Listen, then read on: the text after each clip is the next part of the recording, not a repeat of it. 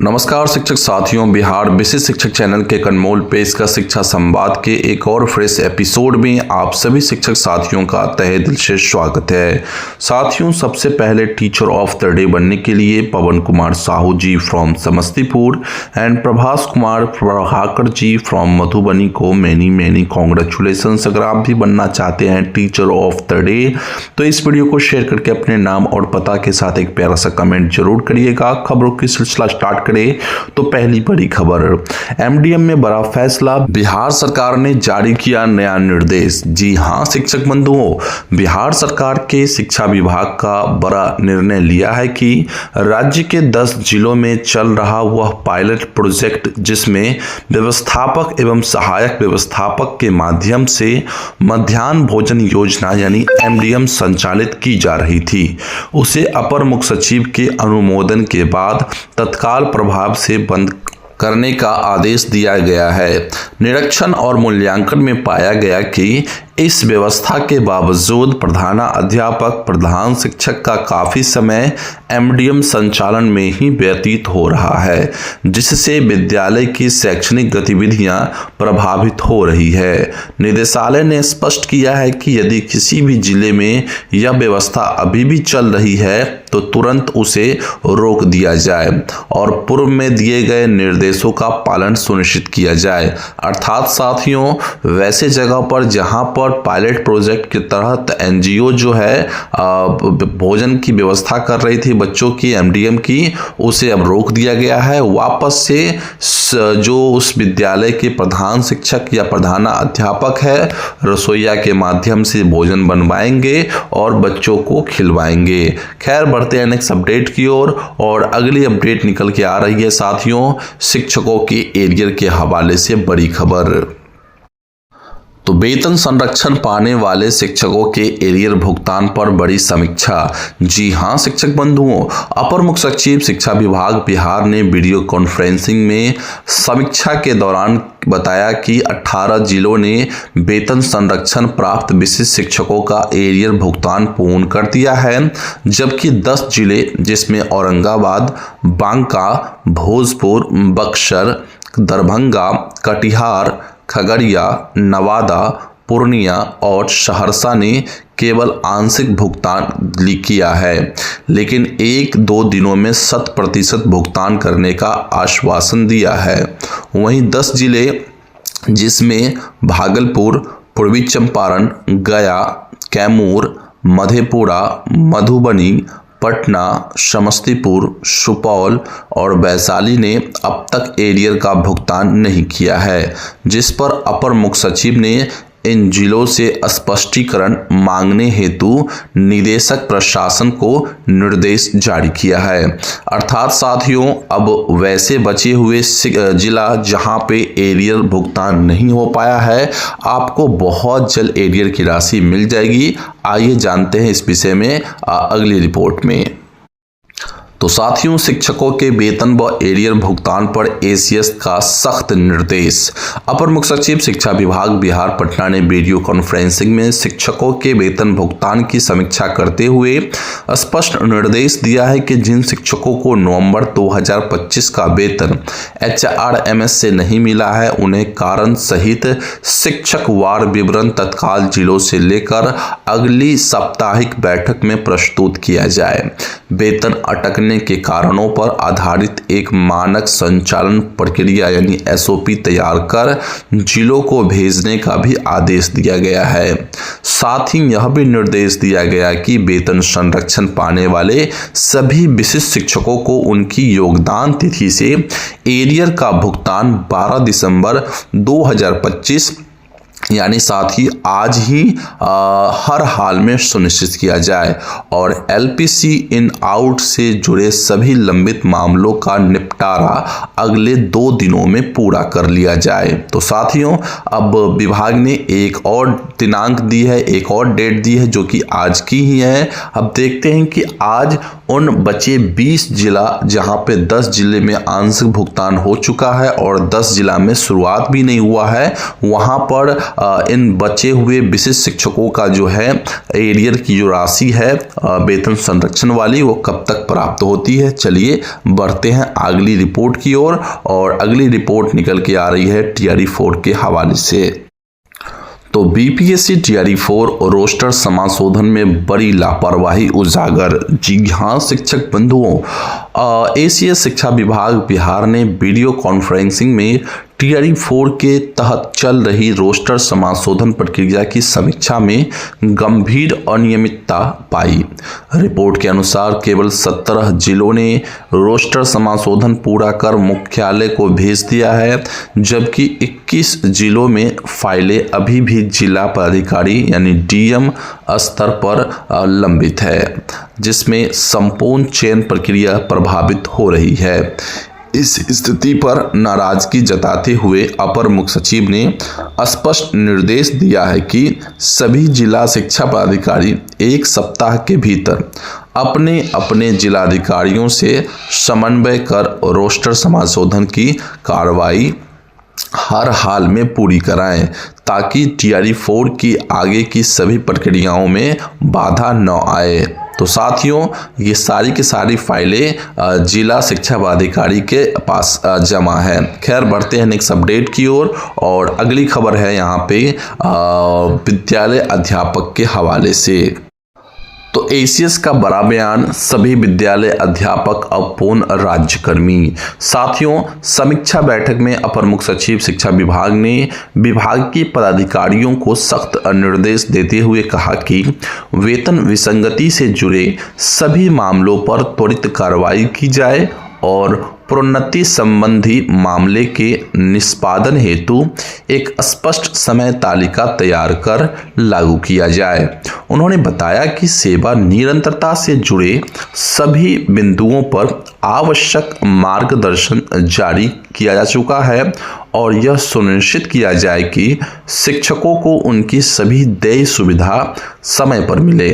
वहीं अपर मुख्य सचिव ने यह भी स्पष्ट किया कि सभी विद्यालय अध्यापक राज्यकर्मी हैं, इसीलिए उन्हें अन्य नियमित कर्मचारियों के समान एचआरए, अद्यतन डीए, प्रोन्नति, सभी प्रकार के अवकाश और अन्य सरकारी सुविधाएं अनिवार्य रूप से प्रदान की जाए। हालांकि साथियों, वहां पे जिक्र विद्यालय अध्यापक की हुई है। इसका तात्पर्य एक तो सिंपल है साथियों कि जो बीपीएससी से चयनित होकर जो शिक्षक बहाल हुए हैं, जिनका नाम जो है विद्यालय अध्यापक है, और दूसरे टर्म में कहा जाए तो नॉर्मली बिहार के शिक्षकों को विद्यालय अध्यापक के नाम से भी संबोधित किया जाता है कई जगहों पर, लेकिन मोस्टली साथियों बीपीएससी से चयनित जो शिक्षक है उन्हीं के टर्म के लिए इस शब्द का उपयोग किया जाता है। खैर अब बढ़ते हैं हम नेक्स्ट अपडेट की ओर और अगली अपडेट है कि शिक्षकों को जाना ही होगा अपना स्कूल छोड़कर। इससे हवाले से एक बड़ी अपडेट निकल के आई है, चलिए उसे भी जान लेते हैं। तो साथियों, छात्र शिक्षक अनुपात पैमाने पर शिक्षकों का स्थानांतरण तय है। जी हाँ शिक्षक बंधुओं, समीक्षा बैठक में अपर मुख्य सचिव बी राजेंद्र ने निर्देश दिया कि जिला पदाधिकारी की अध्यक्षता में गठित कमेटी छात्र शिक्षक अनुपात को आधार बनाते हुए जिलों में शिक्षकों का व्यापक रेशनलाइजेशन सुनिश्चित करे। विभाग को ज्ञात हुआ है कि कई विद्यालयों में शिक्षक संख्या कम है, जबकि कुछ स्कूलों में आवश्यकता से अधिक शिक्षक पदस्थापित है। इसी असंतुलन को दूर करने के लिए शिक्षा विभाग ने विशिष्ट शिक्षकों, विद्यालय अध्यापकों और नियमित शिक्षकों सभी के बड़े पैमाने पर स्थानांतरण की तैयारी शुरू कर दी है, जिससे सभी विद्यालयों में संतुलित शिक्षण व्यवस्था सुनिश्चित हो सके। तो साथियों, अब मैं आपको बताना चाहूँगा इस खबर के बारे में डिटेल के साथ कि वैसे विद्यालय जहां पर छात्र शिक्षक अनुपात से अधिक शिक्षक अगर होंगे उस विद्यालय में, तो उस विद्यालय से कुछ शिक्षकों को ट्रांसफ़र किया जाएगा। हालांकि वो शिक्षक कौन से हो सकते हैं, इस पर अभी तक कोई स्पष्ट निर्णय नहीं आई है।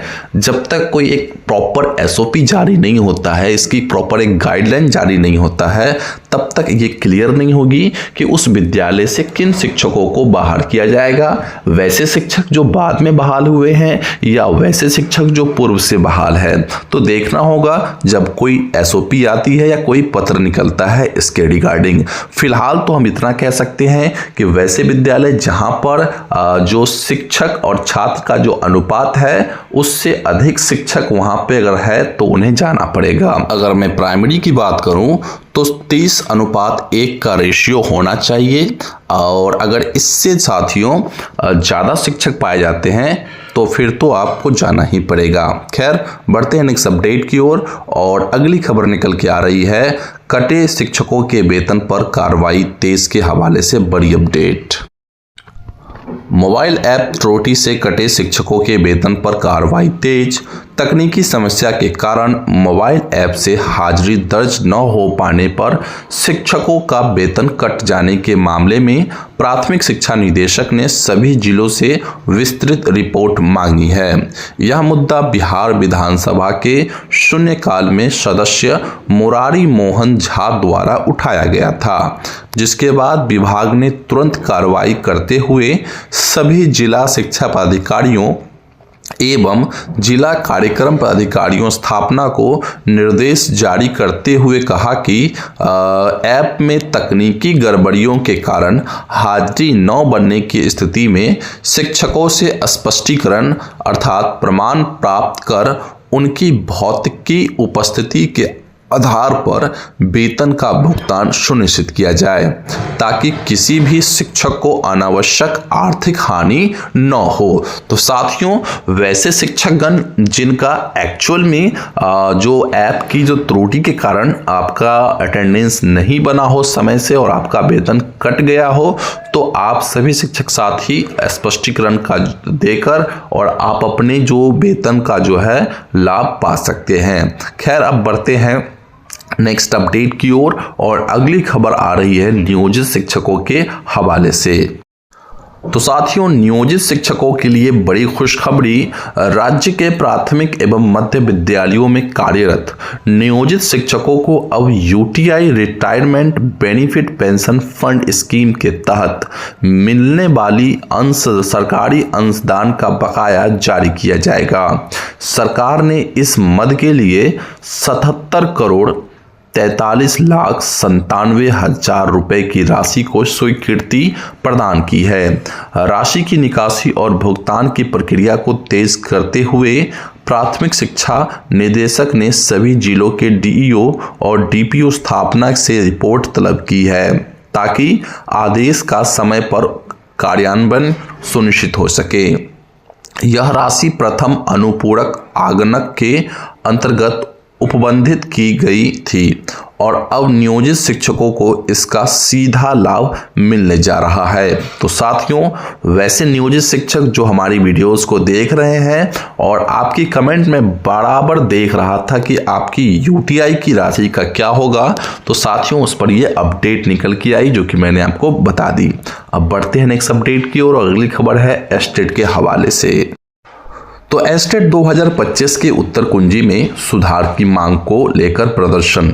जी हां शिक्षक बंधुओं, पटना में एस्टेट 2025 अभ्यर्थियों ने बीएसईबी कार्यालय के बाहर उत्तर कुंजी में त्रुटियों विशेषकर भौतिकी व वाणिज्य सहित 5 विषयों में गलत उत्तरों के सुधार की मांग को लेकर प्रदर्शन किया। छात्र नेता सौरभ कुमार सिंह के नेतृत्व में हुए इस विरोध में अभ्यर्थियों ने दावा किया कि भौतिकी के 40 से 45 उत्तर गलत है।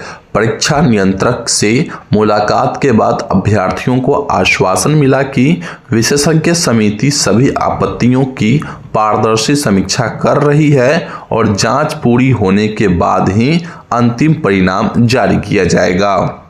तो साथियों, अगर ऐसा है तो बिहार बोर्ड को इसके बारे में पहले सोचना चाहिए था कि अगर आप इतनी सारी उत्तर एक साथ गलत कैसे दे सकते हैं।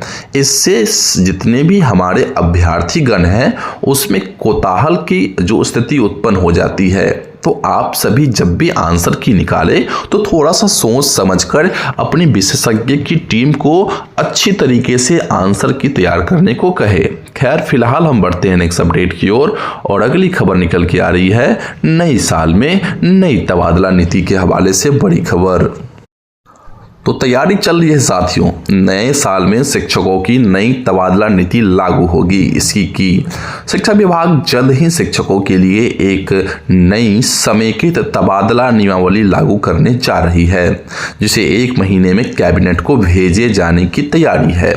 लंबे समय से स्पष्ट नीति न होने के कारण बढ़े विवादों, कोर्ट केसों और स्कूलों में बाधित पढ़ाई को देखते हुए विभाग अब सभी श्रेणियों अर्थात पुराने शिक्षक जिसमें नियमित शिक्षक शामिल है, विशिष्ट शिक्षक, विद्यालय अध्यापक, प्रधान शिक्षक और प्रधानाध्यापक के लिए एक समान तबादला व्यवस्था ला रही है।